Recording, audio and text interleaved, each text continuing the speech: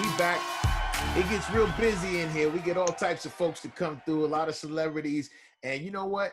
The funniest thing, Uncle Kenny, let me tell you something. People don't understand. Everybody's a celebrity. I'm gonna tell you a story. I was on a 2 train and I saw the dude from the pizza shop. I was with my crew. I was like, yo, it's the dude from the pizza shop. You know what he did? He was like this. Everybody popular to somebody. And this dude that we bringing on the show right now, let me tell you something right now. He's grassroots, started from the bottom, doing real big things. And we were just talking off the air a couple of days ago, a couple episodes about eating right, changing your life. And I know this dude personally because we work with each other in the radio business. But this cat coming to the show right now has created not only a movement, but he has changed his life. And I wanted to, just get some knowledge and get some information from him. So we brought him on the show. Welcome to the show, my man Marlon Rising, better known as Plant-Based G in the building. What's good? Wow. What up? That vegan swag up on y'all in your face. What's good? What's good, homie? What's good in the building, baby? Hey, man. So listen, we were talking, like I said before, and man, your journey is not only, an inspiring one, but a very interesting story, to say the least. How did you become, and we're gonna show, as we showing some of the pictures now, how you went from this big, and you wasn't a fat dude, like you was a muscle bound security. How much did you weigh initially before you started? Man, I got up to 380 pounds, G. Come on. Like that. Yeah, like word, like for real. Like I went to the doc not too long before the journey got started, and he was looking at the paperwork from the nurse like, this can't be right. And like you said, I was a big yoked up cat, so it didn't look like 380. But when you stepped on the scale, it was a full 380. You know what I mean? A full 380. So I got as big as 308. I mean, which in all honesty, man, was too much, man. I mean, I was strong as an ox. I used to work out pushing trucks and shit. I mean, I was on something completely different with how I was moving. Yeah. But ultimately, it was too much, man. You know what I mean? It was too much. So that's how big I got started at. And it's funny, we mentioned that my doctor at the time, and I had given up beef and pork years ago. So I had given up beef, pork, a lot of that stuff years ago. And so my doc was like, look, I know you don't eat any red meat really, but weighing as much as you do, your heart don't really know or care what you do and don't eat. It still got to beat. And that's a lot of weight. So real quick, you was 380 and you wasn't eating beef or chicken?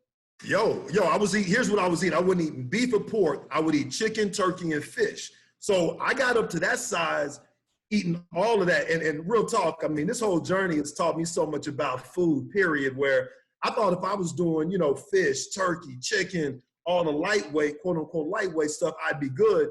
He was like, nah, he said, you got it all wrong, bro. He said, when you weigh in that much, your heart could care less about what it is you do or you don't eat. It still got to figure out a way to pump through all of this weight. So he was like, at some point you're going to have to look at what you're doing and make a conscious decision. And so he said that. And then a few months later, I was watching What the Health and documentary that's got a lot of game about the foods that we put in our system. I got about halfway through that and I was like, it's a wrap. I was like, it's a wrap, because I've always been health conscious, but once I got some of that game on a lot of the stuff that was being put in our system, on how it's affecting our bodies, the life expectancy of people of color especially, as I got all that information, I was like, I'm out. So literally, I stopped that same day. I think it was July 3rd, 2017. I stopped that day. That day was the last day I consumed any animal products. And ever since then, it's been crazy. So we on right now. It's the afternoon rush. My man, Plant-Based G, Marlon Rising, and it's like I said, it was a journey that turned into somewhat of a cult following, a business. Now you said that you were 380. Your doctor got on you, and you watched the program called What the Health, which a lot of people are familiar with.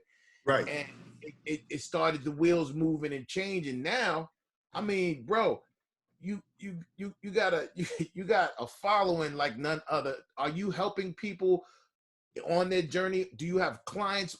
Let's talk about the manifestation of Plant-Based G. Yeah, absolutely, man. So obviously lost all the weight, did everything, and what's funny is I was anti-social media, bro. You know, I got to make sure I mention that. As an older cat, you know, with kids who were in high school and everything, I was like, that's for the youngsters. I don't do that. You know what I mean? I'm an OG. You know what I mean? I do my communication face to face. You know what I'm saying? So I was like, yeah, okay. Much respect, my man Kenny. Okay, much respect. Because I was like, nah, I'm from the old school where you go up to somebody and say, yo, what's good? You know what I mean? And move like that. But my kids and other people who I was talking to were like, nah, you kind of need to put this information out there. You know what I mean? People would be interested in hearing your story and kind of what's happened. So from that standpoint, I was like, you know what? I'm all about showing love and helping people. So that's when I got the Instagram joint going, got a website going, and just started putting out everything that I was going through. So started talking about, do you have a question, Kenny? No, sorry. I didn't mean to cut you up because, you know, when you get to this age, you got to try to remember everything and say it real quick because I wind up, you'll get into something like this. You like flowers? Now, you said you was at 380, right? And this is the whole thing. What puts on the weight? You took out you was just eating chicken. So it's not the meat and the pork, and you said you were just eating turkey. What sustained that weight? It was two things in particular that was holding on to the weight. Number one, I found out low key, chicken and turkey are just as bad, if not worse, than beef and pork. Number one, I had no idea. See, I was going on all the stuff that I was hearing from people, not in the actual research. When I started doing actual research, like medical studies, yo, the chicken thing, the amount of sodium and all of that, when I tell you it floored me, because I'm sitting up here, you know, smacking people for eating burgers and all that. Come to find out, I'm doing stuff that may be even worse. You know what I mean? So that was one of the things, was learning more about, you know, chicken and turkey and how that affects your body. But then two, as I was eating healthier, I got rid of most of the processed foods. That was huge. That was huge. In fact, I tell people, stay out of the inside lanes of the grocery store. When you go to the grocery store, you should spend your time on the outer lanes. That's where you're gonna find your produce. That's where you're gonna find your items that are refrigerated and frozen because they have to be kept within certain conditions. All of the stuff on those inside aisles, it's deadly. Trouble, bro. Wow. So let me ask you, how long was that journey from 380 to now? You seem like you're at a healthy weight. About 225. Yeah. About 225 now. Because you're a tall dude. How tall are you? Yeah, about 6'4". About 6'4". So tall cat. Yeah, so tall cat too. So as far as the length of time goes, I'll tell you this right quick. Whenever I started off, I knew I was gonna drop a little weight. So I was dropping, you know, like 3 to 5 pounds a week. So I was like, okay, and I work out a lot too. So I was like, okay, I knew I was gonna drop some weight. My workouts are feeling better. But I'd say about 2.5, 3 months in, jumped on the scale, and I was down like 40 pounds, 50 pounds. And then I was like, whoa, it kind of scared me, in fact, because I enjoy being a big dude. You know what I mean? Don't sleep. I enjoy being a big cat. But then I was like, yo, I feel a little light. You know what I mean? Even the way I'm looking at cats, you know, me mugging me, I'm like, yo, what's good? They looking at me like, I handle your little ass. I was like, yo, that kind of threw me off. So, yo, real talk. I'm keeping it 100. I was like, I don't know about this. You know what I mean? Like, I don't know. I mean, I knew I was healthier. Yeah, I knew I was healthier, but I didn't walk in the room like I did before. You know what I'm saying? Yeah. So, but it was funny. I went back to my doc, and I was telling him, and he said, you know what? He said, one thing you got to realize, I know beforehand you thought you were supposed to be a big dude. Everyone in your family is big. You're supposed to be big. He said, yo, keeping it 100 with you, maybe where you headed is where you really supposed to be. So even mentally, you need to regroup in terms of who you thought you were and go ahead and allow nature to take its course. And so as I did that, I allowed everything to happen the way that it did. And like I said, the weight kept melting off. So I'd say probably within about the first year, I dropped around 100 pounds. Wow. And so then after that, it had just been slowly incremental drops. And then as I've gone, I've gotten healthier with it too. You know what I mean? So like I said, now I think my kind of fighting weight is at about 225, something like that. But one thing that's important too, man, I like to tell people is I'm 47. So it's not like I was doing this in my 30s or my 20s or I'm a cat with some years on me. So I say that to say anybody can do it. Anybody can make a miraculous change with their body, no matter what age you are, no matter what your background is, what you're used to. So for me, it's huge in that, you know, I was a fried chicken, pork chop with gravy eating, you know what I mean, sweaty, you know, greasy brother. You know what I'm saying? I mean, hey, that's where I came from. Yeah, you know, I mean, that's where I came from. You know what I mean? So I came from that, but I say that to say we can evolve into a better version of ourselves. And I'm gonna say this too, man, you know, and shouts out once again, we got my man Plant-Based G, Marlon rising on with us right now. And I've been inspired. Like I was in Arizona and, you know, I play around because I had a meal that was vegan and it was just on the lines of something that you would eat. So I took my little shout out. I was like, I remember that. But honestly, the things that you have shown, not only on your platform and the things you talk about, makes vegan eating very interesting. Very like, cause you know, in your mind, like, I don't want to eat no celery sticks, or I ain't trying to eat no, you know, no cauliflower mashed potatoes. I want real food. So walk us through a typical day in the life of Plant-Based G. Like when cause you eat a lot of extravagant looking stuff. I ain't never seen no purple cauliflower, no, you know, like you having purple vegetable. I'm like, where you get that? All of it. But a typical day for you, what's a good meal? Like just, you know, just a regular meal that people can whip up. Yeah, I'd say, you know, there are multiple options, and this is one thing, and I'm glad you brought that up. Early in the game, I thought I was going to be limited as far as the food that I was going to be eating. When real talk, I eat more food, more options now than I did before. Because what I've been forced to do is learn more about the foods that are good for my body. So back in the day, I'd only eat a couple of vegetables. I'd eat green beans, maybe. You know what I mean? Other than that, it was nothing else. Now, I'm eating every vegetable that you can possibly find. In fact, the more colorful, the better. So in terms of, you know, easy meals, number one, the one thing I like to tell people is you don't have to divert from a lot of the normal things that you've done when it comes to eating. So for instance, spaghetti. Spaghetti was one of my favorite joints. My mother would make it, you know, as a kid, that was one of my favorite things. Everybody eats spaghetti. We've all done it, and it's a cheap meal for us too. So everybody's fooled around with the spaghetti at some point, you know what I mean? So with that, I tell people, they'll say, okay, so I love spaghetti, so what do? I'm like, simple. You can still go with the same noodles. Most of those noodles, most of the time, are gonna be a vegan product too, which means no animal products, no animal ingredients in them. Yeah. The key is when you come to your tomato sauce, all tomatoes, so that's solid. So the main thing people think about is, what about that meat product, or what do you throw off in there? I use everything from cauliflower to mushrooms to a lot of plant-based alternatives. So everyone's heard about the Beyond Meat. So you got the Beyond Meat crumbles you can do. Are you a subscriber to the Beyond Meat? Because I heard that there are some sodium issues that people kind of tend to shy away from it. Is that a good alternative? Here's what I would say. For people who are getting ready or attempting to kind of cross that bridge, the Beyond Meat, the Impossible Burgers, a lot of those plant-based alternatives, they're great for you. They're great for you because for people who don't get in the kitchen a lot, you can throw that off into tacos, spaghetti.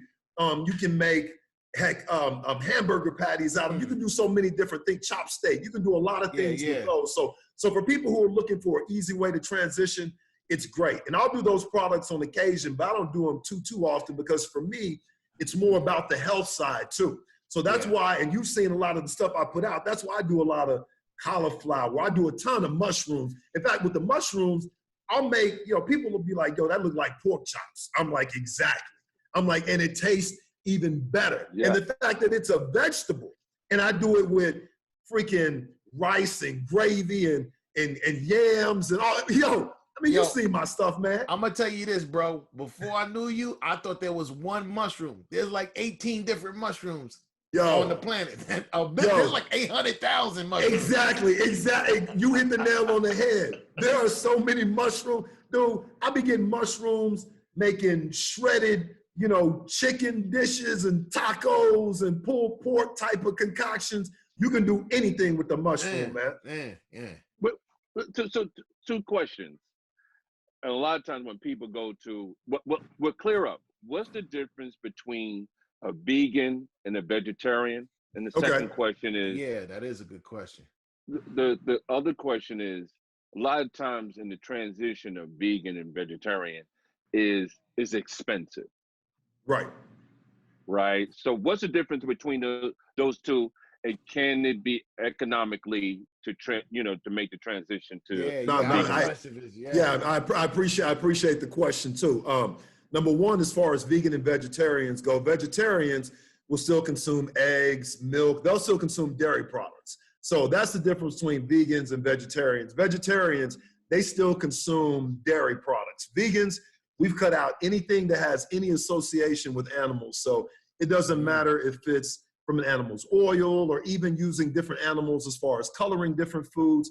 If there's anything that's animal related, vegans will stay away from. So the main thing is vegetarians still consume dairy, vegans do not. Now, as far as the expense goes, that's the big thing that I like to talk to people about, because they'll say, yo, that's gotta be an expensive lifestyle that you're doing. And I'm like, no, not the least bit. Number one, a majority of the products that I buy and consume are in the produce section.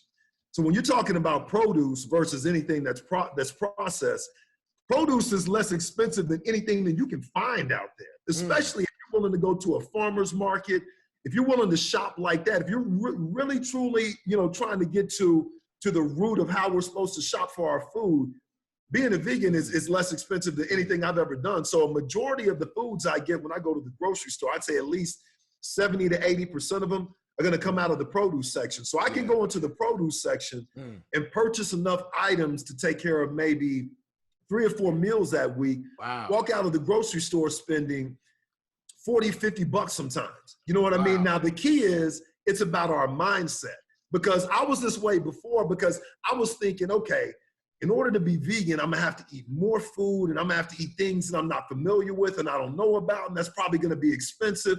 Man, I took myself down this path that was completely wrong. Once I actually got my hands dirty and I said, okay, you're gonna cook your own food, you're gonna prepare your own foods, let's go to the grocery store, let's get some broccoli, let's get some grapes, let's get, cauliflower, all those different things. And then what I did was applied all of my old school way of cooking to this new way of living, because I was like, you know what? And my mom actually schooled me to this. She was like, look, real talk, and she's not a vegan. She said, you don't really have to change a lot of what you're doing except for the core ingredients that you're using. So she said, if you want a fried chicken type item, you can do that. If you want a hamburger type item, you can do that. If you want, country homemade sausages, in the morning for breakfast with biscuits, you can do that too. So literally, I've done all of that and some, from strawberry shortcakes to, freaking, I seen you make all of that stuff. I do, real talk. I literally do everything when it comes to food. So I tell people, they're like, hey, so, you sacrifice a lot, and I know it's a lot. I'm like, no, I actually gain more, because number one, I'm able to still eat what I want to eat, but number two, it's healthier for me.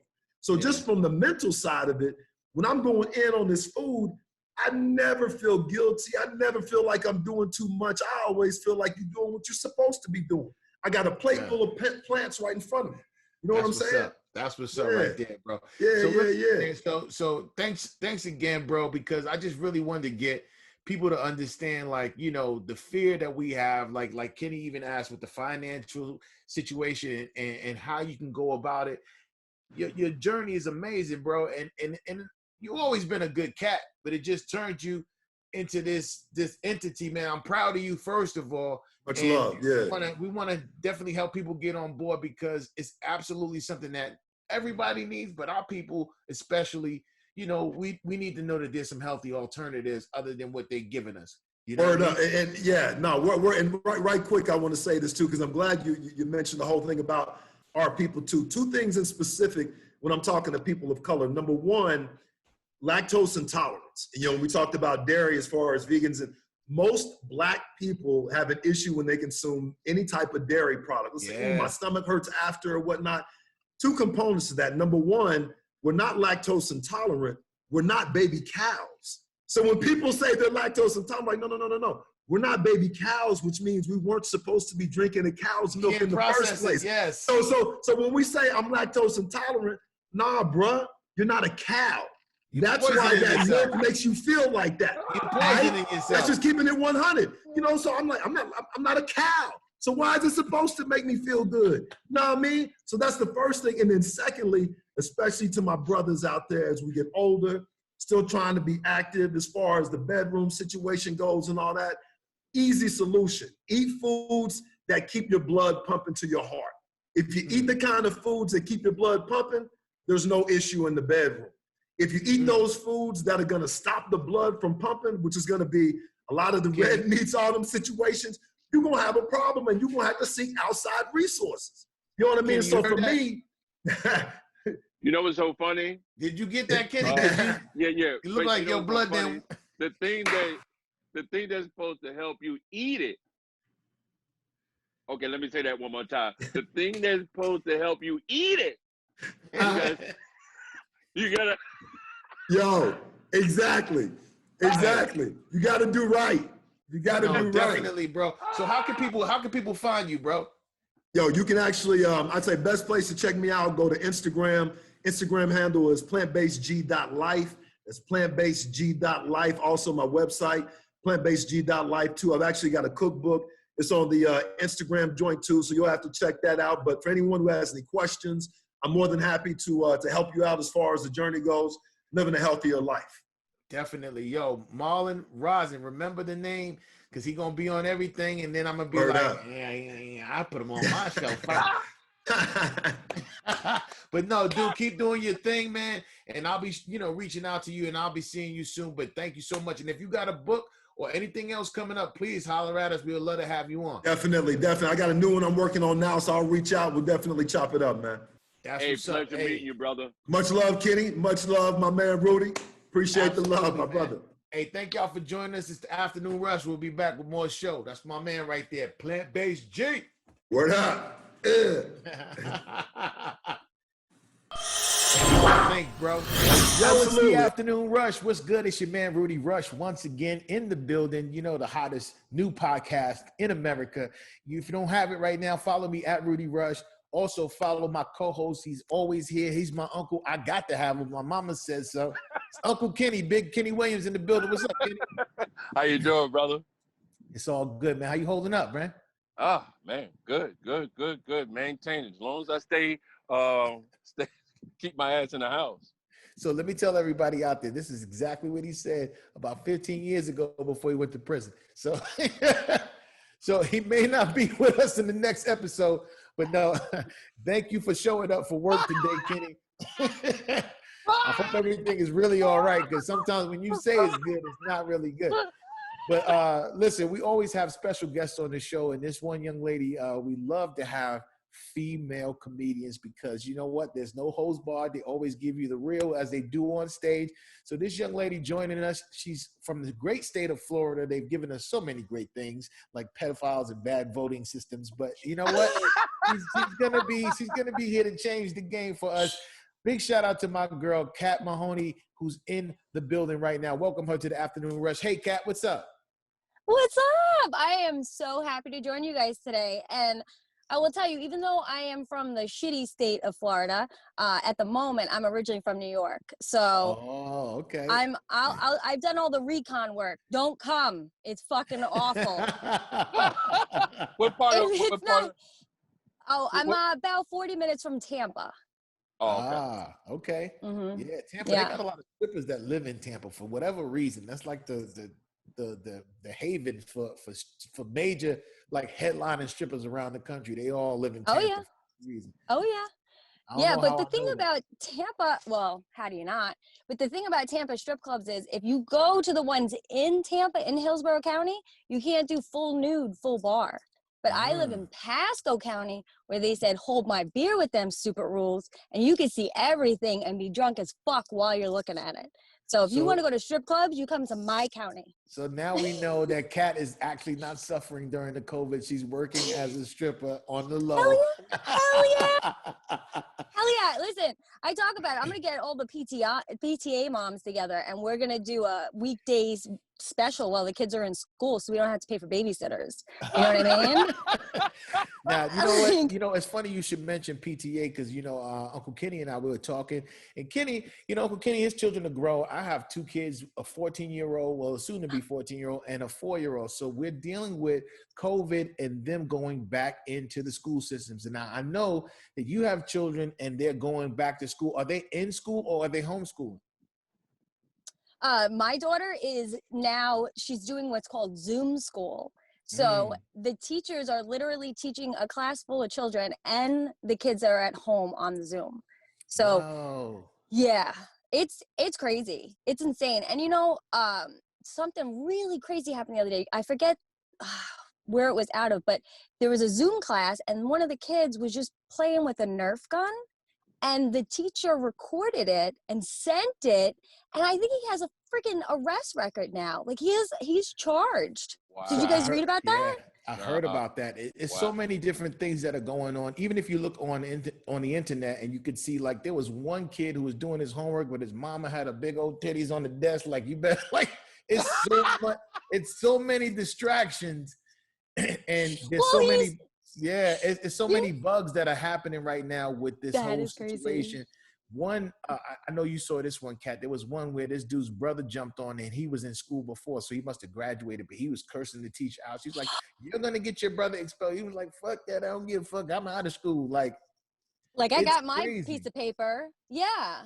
So how old is your daughter or your son? My daughter. She's 14. She's gonna be 15 October 1st. And so she's in the 9th grade. Yes, this was her introduction to high school. But I was like, do you know how great it is to walk in as a sophomore? Like, you're not the punk, you know, coming in as a freshman and have them like mess at you. Like, I was like, you actually kind of like stepped in shit on this one. I was like, this isn't a bad thing. You know, you don't have Freshman Friday where they beat the shit out of you, whatever weird shit they do in Florida. Like, I don't know, put you in a shed in the backyard. And you know what, Kat? That's funny that you should mention that because you know what? 2020 is definitely whoever was a freshman in 2020 got a fucking pass. They got a pass because they did not have to go to that freshman orientation and all of that hazing and stuff like that. Right? Kenny, you know, Kenny, you're in New York City. How is it there? Are the kids back in school yet? Yeah, no, it's a delay. They were supposed to start like right after Labor Day, so now they pushed it. 'Cause every school, I don't think it's just New York. They're trying to get them in school, but you know, they're trying to set up the social distancing as far as the desks, the ventilating and stuff like that. So they're still doing remote. And let me clear this up. And I think this is the whole misconception. There's Zoom school and then there's homeschool, right? Homeschool is when the parents said, F the school. They're not getting homeschooled. They're getting, like the teacher is teaching them. They Zoom school. That's a totally different, because if they were, a lot of these kids were homeschooled, man, the future is going to be horrible. Right. Oh, it's gonna be so awkward. Those kids are the fucking worst, and their parents are even more worse. Like, they're just like, you ever run into a parent that homeschools their 8 kids and makes their own fucking plain yogurt? That's the same bitch. I think that's the Amish. No, it's bitches down here. They're like, oh no shots for the kids. We'll make an immune shot.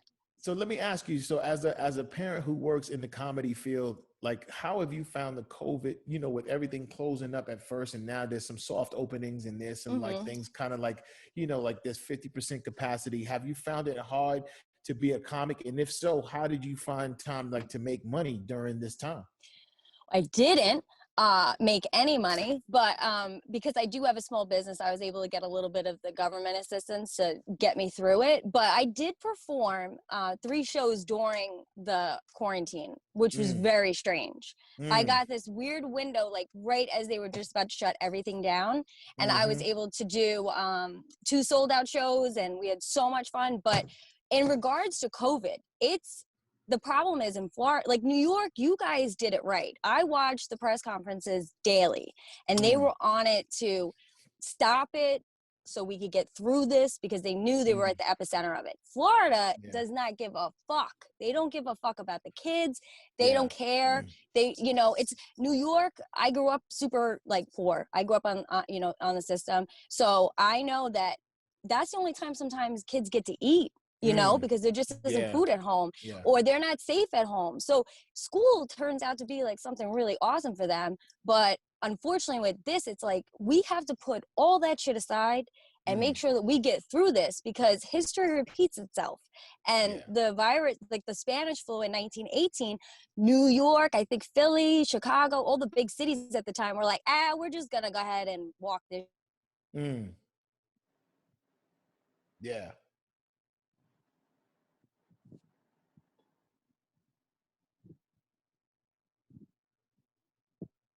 And when they're making the rules, like it's kind of like they just don't hey Kat, connect them. Kat, do me a favor. Start, you went out for a second, so start back from the Spanish flu. Well, I was saying in 1918, that's when the Spanish flu really hit us. And a lot of the big cities like Chicago, I believe, I know New York, and I think Philly, they all decided to just go back to work and go back to school. Yeah, and then everybody got sicker.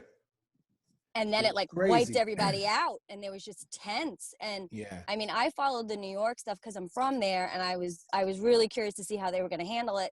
And they had, the thing that freaked me out was the trenches that they had dug on one of the islands. And they are literally in just cedar boxes stacked on top of each other. So this was a time where we lost somebody and our close family friend. She'd been suffering from breast cancer. And so she was, you know, it just took her out. And she was one of the nicest people I've ever met in my life. And she's a great mom, great wife, great grandmother. And, you know, she had to die all alone. And that's what the scary part is that people aren't really taking it serious, especially down here. Not. They're not. And so, but as a comedian, I think all of us, Kenny, you can agree, like there's different ways, and Kenny and I talked about it off the air about how, you know, as a comic, you find different ways of being creative. So what is it then on Kat's end that, you know, okay, I can't hit the stage. Writing is something I was doing already. How have you become more creative, meaning when things open up, you're going to be even better? Or what have you been doing social media wise? Have you done anything to kind of just like progress your career without the assistance of being able to go on stage and make money? Yes, I have worked on a few things. I'm finishing up a book that I just wrote, and so then that'll be a nice source of income because I do have a nice fan base. So they're always looking to help out, and they've asked me for stuff for years. So I'm getting that together, and then I'm working on 2 vlogs or podcasts. One's Saints, Sinners, and Sage. So it's all connected. I grew up Catholic. Yeah. And you know, and so it's so funny that Kenny's got a book called Sinners and Sage. Just he just cut the chase. He was like, I did not know that. Said, I'm a sinner with Sage. No, I'm just being funny. No. I don't know. We'll have to go on tour together. Yeah, it would have been too funny. I'll pull up the book like this, and I just wrote it today. Right? Sinners and Sage. No, but no, that's good. That's good that you know, because we like we were talking. You have to find different ways. You cannot fold up your cards. If you do, then this wasn't for you. That, you know, and Kenny said that before. And so, that's 100%. you know, exactly. So a lot of people, and let's all talk about this. We think, you know, with the election coming up, you know, I don't ask people their political views because, quite frankly, there's a whole dichotomy that comes with that. That's a whole different discussion. But I will say this. I feel this is the first time that people actually have some kind of hope or some understanding of what's to come after the election. I feel personally that after the election, a lot of things will clear up as far as even with the COVID, this country will turn around. Even in the unlikelihood that Trump is president again, I think it's going to slow down tremendously. I don't think— I'm leaving. You could mark my words. I am leaving because I will not do another 4 fucking years of that orange motherfucker. So where you going? Everything where you going? I'm all Irish, so I'm just gonna go there and seek asylum. I'm like, help, bitch! I'm one of you. I'm not moving. I'm not moving. I pray to God. I'm glad that Biden was smart enough to put Harris on the ticket. Yeah. I think that Harris is really going to motivate a lot of non-voters. And, you know, I hate him so much that I'm a Bernie girl. That's just me. I think Bernie doesn't get what he's supposed to get. He doesn't get enough props. Yeah. Nope. And they don't want him. You know, but you know what's so funny? Him? He's old. He's an old guy. And I think that's part of it. But the other part that I'm looking at Biden, he aged so much since the Barack term, you know, and I'm like, he looks like an old dude we don't need, in my opinion, old men. An old white man telling us what to do, because absolutely this shit sucks, because right now it is very, very, very apparent. No one has held their tongue that I know. So they're just saying, oh, God bless him, he's the second coming. If you think that guy is the second coming, you're going to the wrong fucking church. That's number one. And number two, he's just so destructive. And I think that this is a good team. I'm mad at Biden. I think Biden should have ran the first time. I know that Hillary Clinton, you know, she's the little girl that was stomping her feet. He should have ran. Yeah. Those memes alone of him and Barack would have got him elected. Absolutely. You know who I think is going to be the future of this country, and it's going to sound crazy, but I feel like we need a 40-year-old white man who had a black nanny and went to a D1 basketball school. 100%. Who played at Georgetown University or some shit, and like he knows the black experience up until that point. Like he can relate, and that way, you know, everybody's happy. He'd be like, y'all. Like, then he said, yo, man, me other mother was a black woman. You know what I mean? Because he starts speaking in a Haitian accent. We just need somebody. Just 40-year-old guy from Iowa. We're not going to do this again. Right? Exactly. He would have her voice in his head, and she would whoop his ass, even if she's dead. She'll haunt him if he doesn't do the right thing. And the vice president should be a white woman who got black children. That's a good idea, because she knows the plight. She knows like the realness, because that's the thing, like especially down here in Florida, like you see blended families, mixed families, and it's rough. It's not an open invitation. So that's a smart idea. I'll go. Absolutely. You gotta blend it up. I don't have any kids with talent, so I can't do that. I can borrow a couple, you know, to help out, but yeah, I think that please. You get great reviews from the crew, so I know your kids are gonna be great. Yeah, they are. I have one. She's awesome. But it is important, because when the first time around with this guy, I was like, oh, you couldn't even bring up politics around me. I would burst into a ball of flames, and I just knew he was the Antichrist. I knew it. I was like, he has risen. If he would just shave that shit that's on top of his head, I'm sure we'd see the mark. You know, the crazy thing, Kat and Kenny, I really honestly feel like, you know, they talked about the lack of experience that Barack had, but he did hold some public office, and he did have some, you know, some experience in being a politician. I think also, he has a law degree, right? Absolutely. Yeah, but this guy is a straight, you know, he was on the other side of, even when he was a young man, he was being pursued for his tax evasion or bankruptcies. It wasn't a good choice by America to go out there. And we also need to understand, outside of going to vote, those electoral colleges are really what determine bullshit. Exactly. And that's where the bullshit came from. And that needs, we are no longer on horse and buggies out in the middle of fucking nowhere. We can make our way to the polls. If they could do it in third world countries, you know, it takes them, they gotta fucking go barefoot for fucking 3 states in order to get there, but they do it. So get your lazy ass out and vote. I don't like the mail-in. I personally do not like, not to say that they do the voting correct here. I mean, we lost Al Gore's election because of Florida for the stupid hanging Chad bullshit. It's just them working the system. But what was I gonna say? Damn it, I lost it. Where was I talking? Don't worry, we know you got the COVID. I think that's a parent.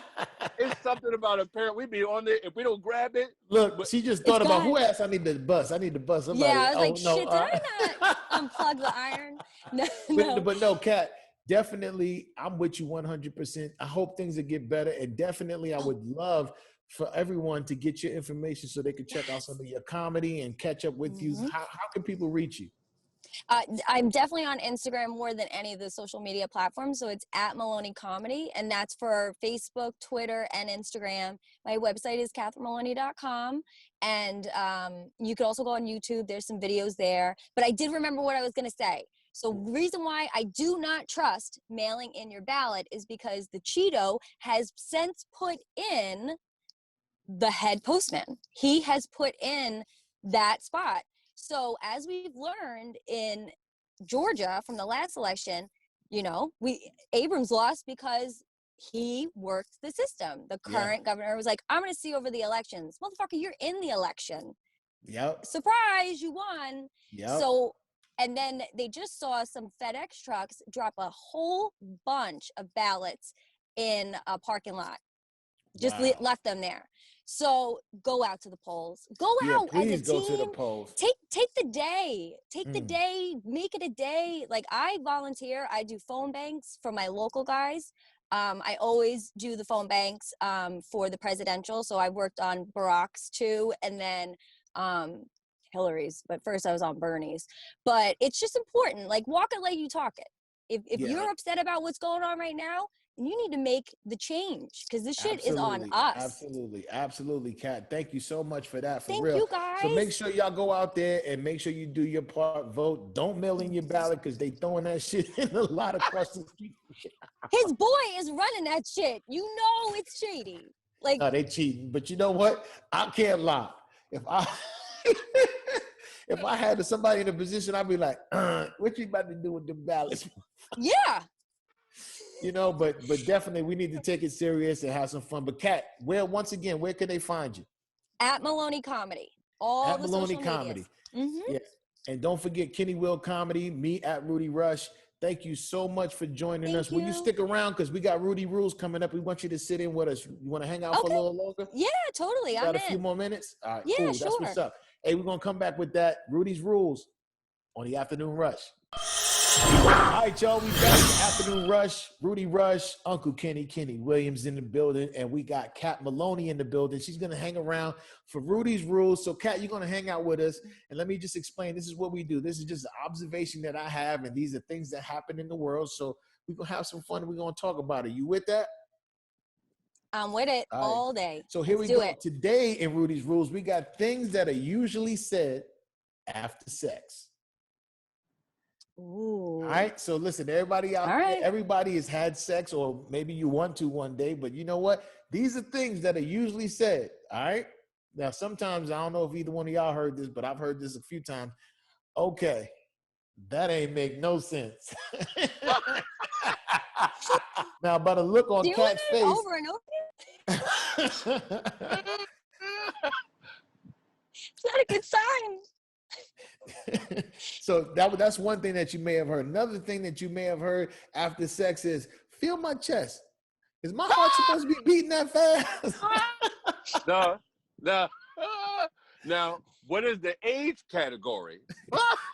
Listen, I'm over 40. I've asked that question several times. I be in the bed like, feel my chest, hold it. Rush is just dating nurses. He's like, you got your stethoscope? This ain't right. Get your pressure machine out. I don't feel good. And another thing you might hear after sex is, what you about to do? Mm-hmm. One that I could say is, you hungry? Okay. Hungry? No. Listen, I love that one. I'll be like this. Yes, please. No, not every, but Kat, not every man gets that. Not every man gets, are you hungry? You more or less like, he might get the question, do you have an Uber app? Okay. He might not, before you do the hungry, you might go, do you have an Uber or a Lyft app? Like, you might not and your get, card's on file. yeah. Right? Yeah. There's another thing you might hear after sex. You getting up on me? Because somebody got to get up and get the towel. Yeah, and go get that towel, get the wipe down going. See, go ahead, kid. Yeah, that's once again, you got to be good. If like a lot of times, my wife gets the towel. She get a good warm towel. If they come back, and there's been times like with me and my wife, not everybody get the rag. You know what I mean? You gotta like, even, this not even a single, but as a married man, like I've been good. So she been coming back with the warm towel. With the warm to hot. With the warm, a good, like waiting for the tap to get hot. Yes, the good. And in the winter, that could be 5 minutes. Yes, and it's the company. She brought the company the guest towel, like that's fresh, it's clean. If you did bad and she come back and throw you a cold rag in your face, yes. Not only that, if she throws a cold rag that's half crunchy, that shit's from the wash.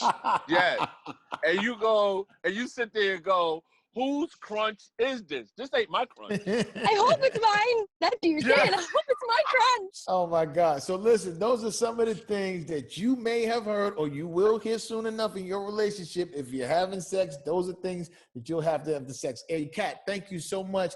Kat Maloney for joining us. Hey, thank you so much. Thank you. We are out of here. We'll see you guys later. It's the Afternoon Rush.